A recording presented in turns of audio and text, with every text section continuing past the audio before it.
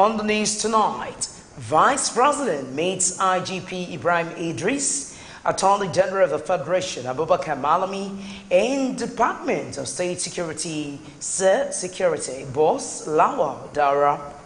In business, FRS resumes raid in Lagos, seals companies over tax evasion.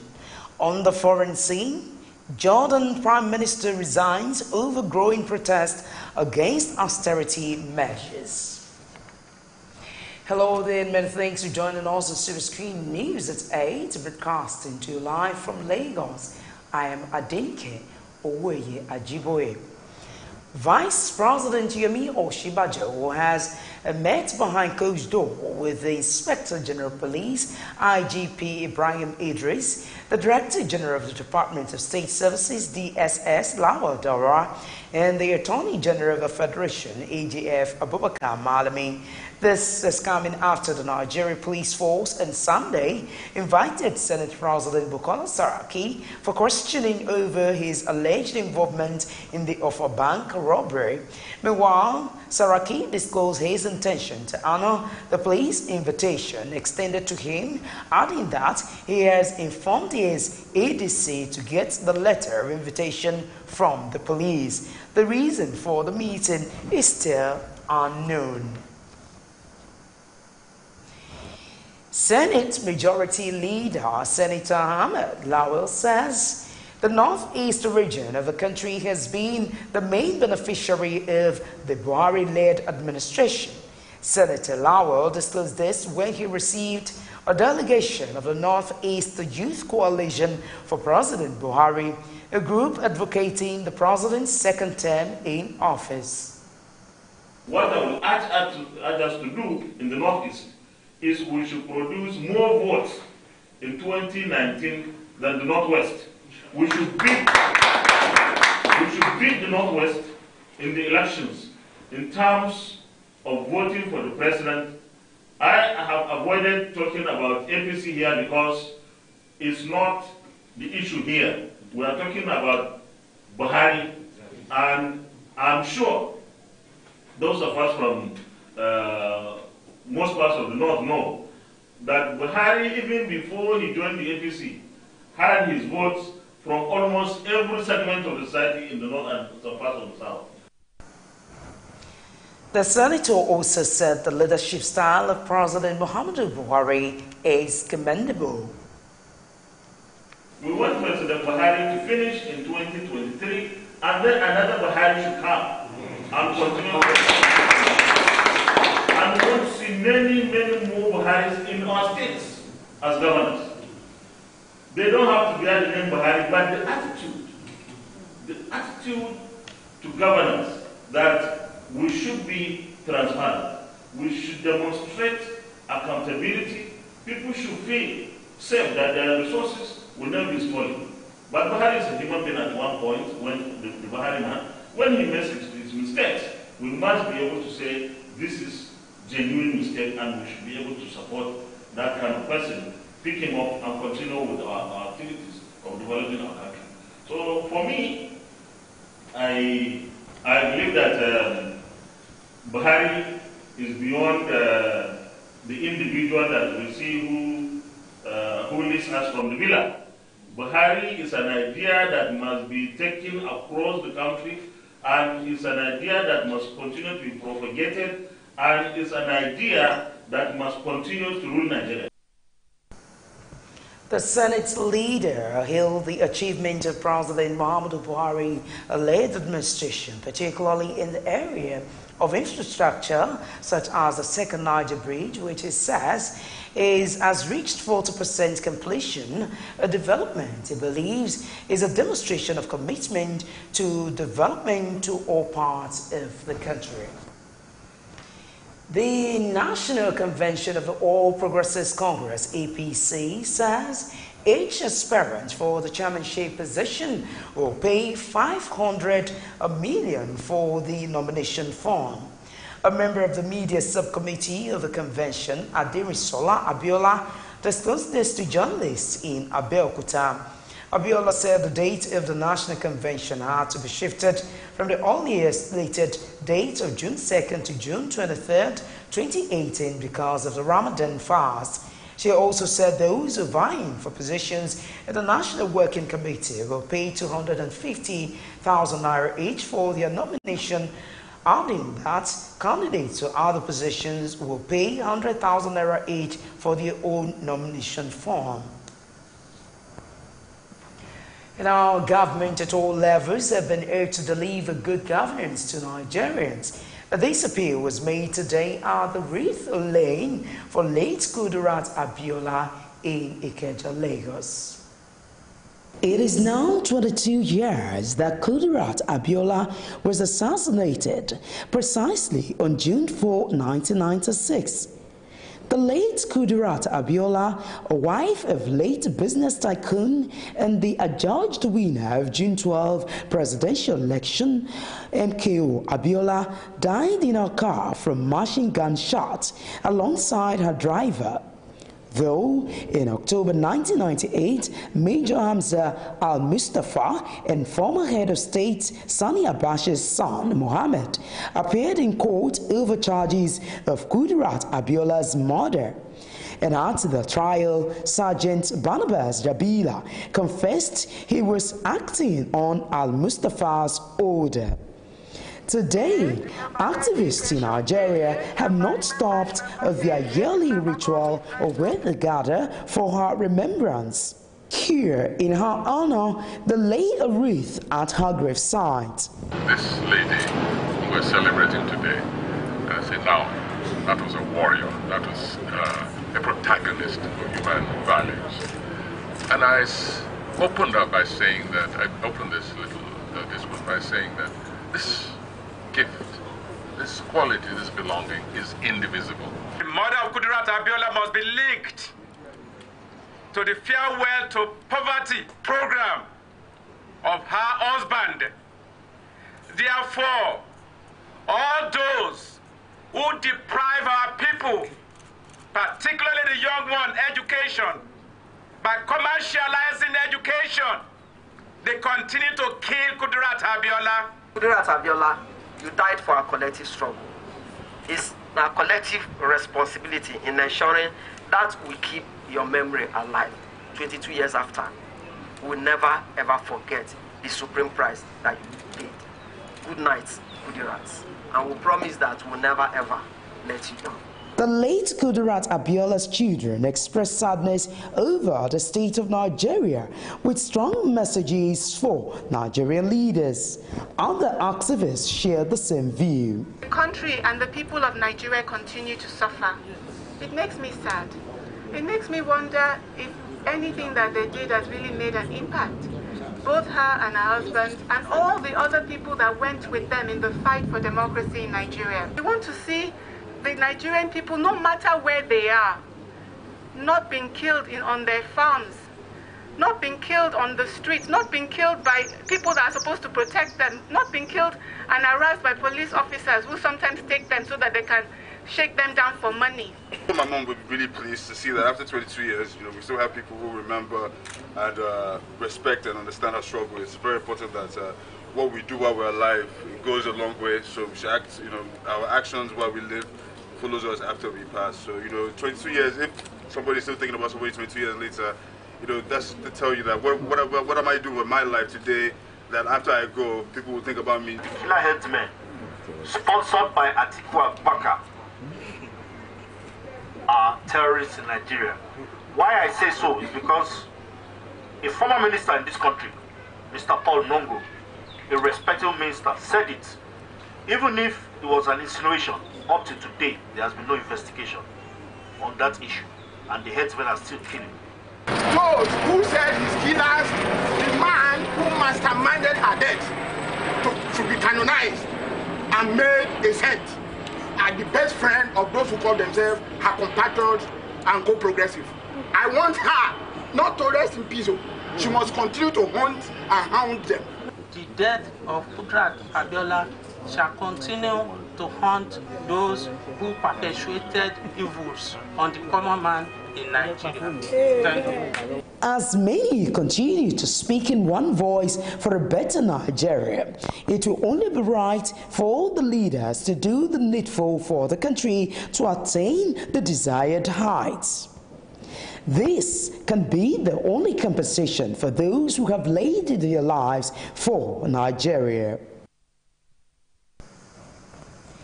Now, the Minister of Interior, Abdurrahman Dambazao, has visited the medium security prisons in Minna, the Niger State capital. Dambazao visited the prison after gunmen attacked the facility in the Tunga area of Minna, killing a prison warder and a commercial motorcyclist in a jailbreak.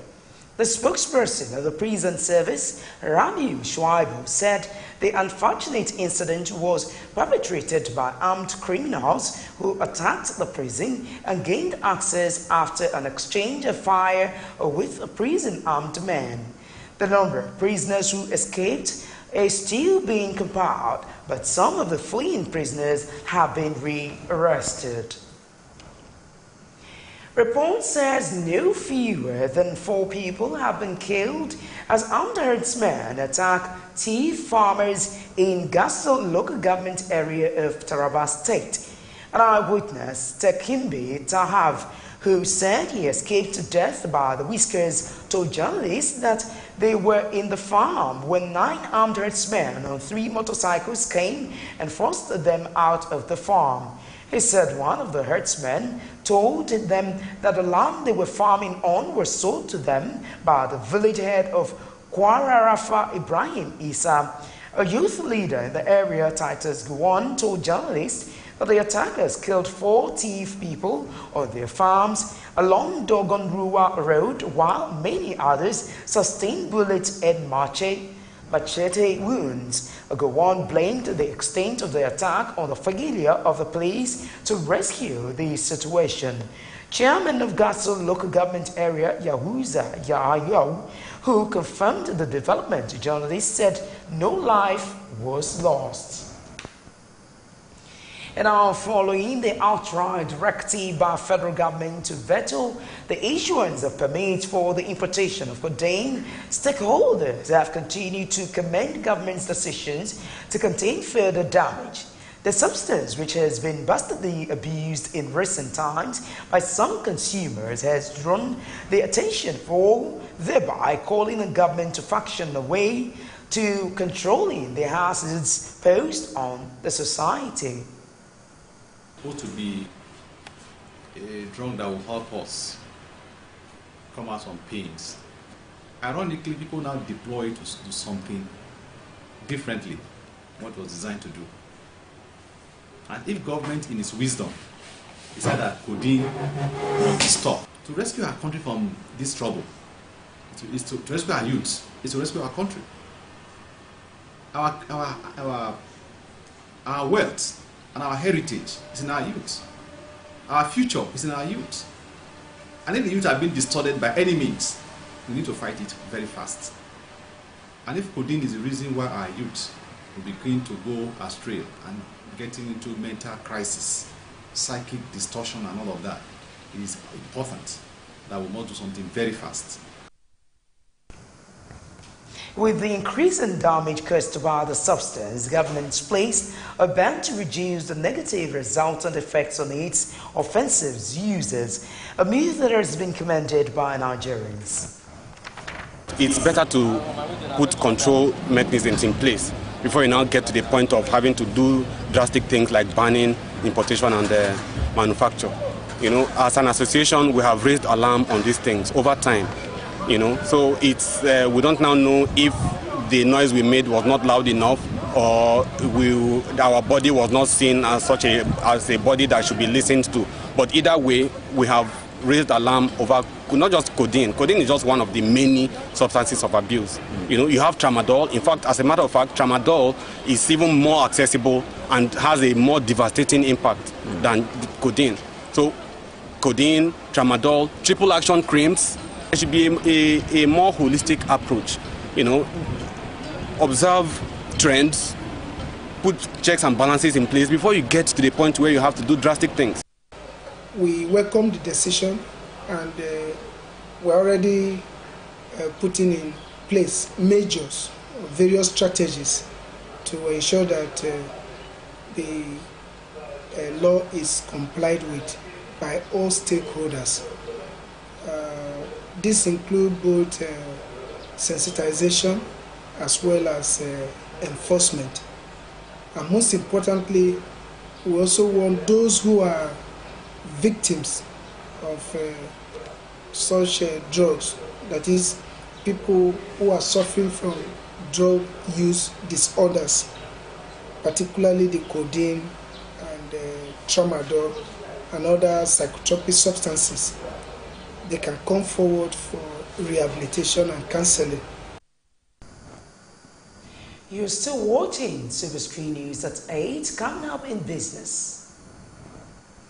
FRS resumes raid in Lagos, sales companies over tax evasion. Details of this and more coming up shortly.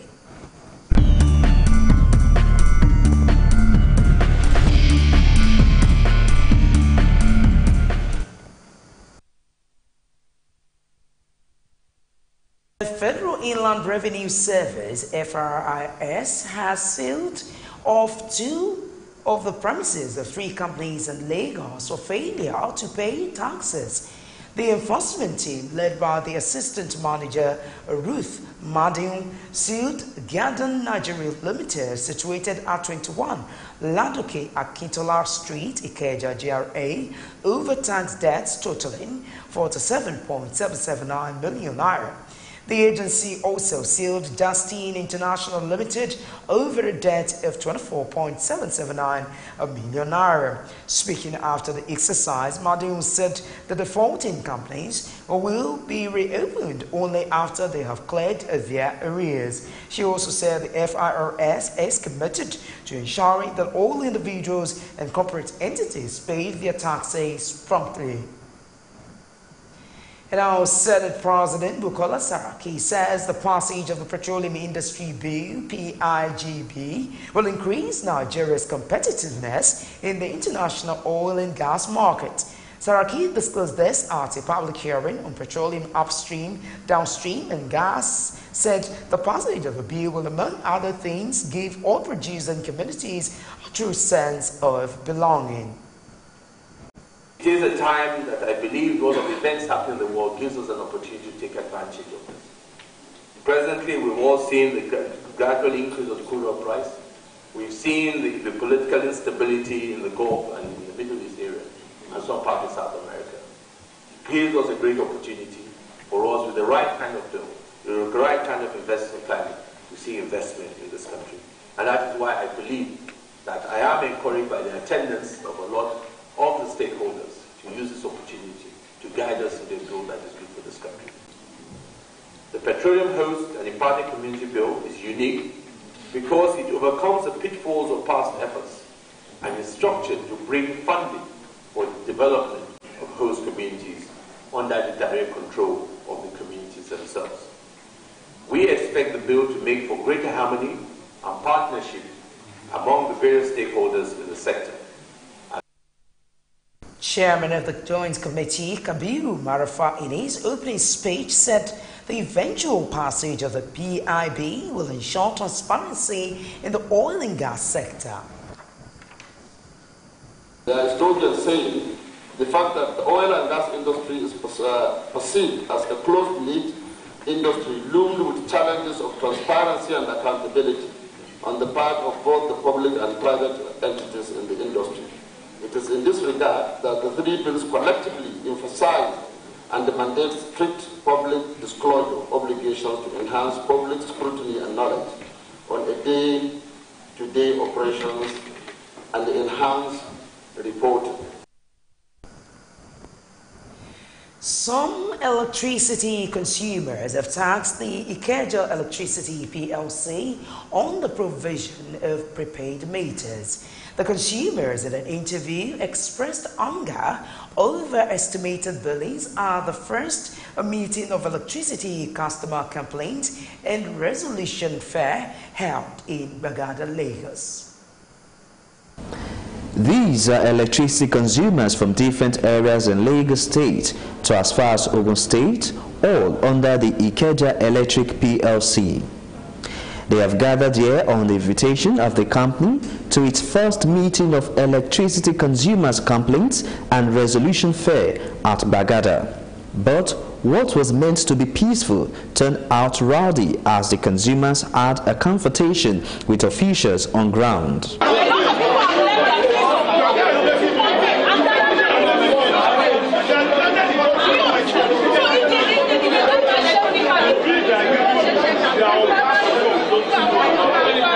They put all of us in the sun, even with the elderly, the sick, who have issues with them on their billings and power failure, irregular power supply, and overbilling, overestimated billing. We are all put in the sun, and we just discovered that this is uncalled for, this is not right. This is corruption of the highest order. In the first place, you are not giving us light, and you are giving us estimated billing, which is wrong. And that is why I am here to fight for it and to let the government know that government is a complicit in this issue. There is a compromise. The government should realize that the people of the country are suffering. These aggrieved electricity consumers describe the fair as a ploy to deceive them with no plans of meeting their needs. While some complained of overbillings and estimated billings, others complain of issuance of electricity bills after disconnection. They are not solving any issue. The only thing is that they ask people to write their name and go away, which they are not even taking complaint from anybody. They want to use that as a gimmick, as a propaganda, to tell that they have attended to their customers in Disco, in the Ikeja distribution company. It's a fraud. They are not working. Nothing is working here. See the crowd. Look at the crowd. My lad had been caught since January, and I told them to stop the bill because it happens to me. I traveled 4 years, and that was caught on top of my roof. 4 years, they bring the bill. I have here $500,000. I complained to all over the member offices. Nobody is interested. Look at my bill, $500,000. You see a factory, a room and parlor, $500,000. They urge the electricity company to provide them with prepaid meters. We are expecting nothing from them other than prepaid meter. Ikeja electric disturbance is too much. Imagine how many of these officials are here. We have been asking for prepaid meters, but none is forthcoming. They need to distribute the prepaid meter to everyone. It is unfair for Ikeja Electric PLC to move around with police during disconnection. What is it all about? We are tired of all this. For these consumers, provision of prepaid meters is the solution to estimated billings. If you've just joined us watching Superscreen's flagship news, still ahead on the news. Jordan Prime Minister resigns over growing protest against austerity measures. Details of these and more after the standout.